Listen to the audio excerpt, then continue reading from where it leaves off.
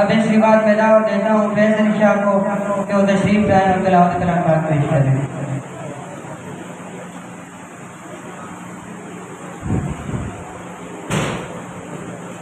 أعوذ بالله من الشيطان الرجيم. بسم الله الرحمن الرحيم. والتين والزيتون وطور سينين وهذا البلد الأمين.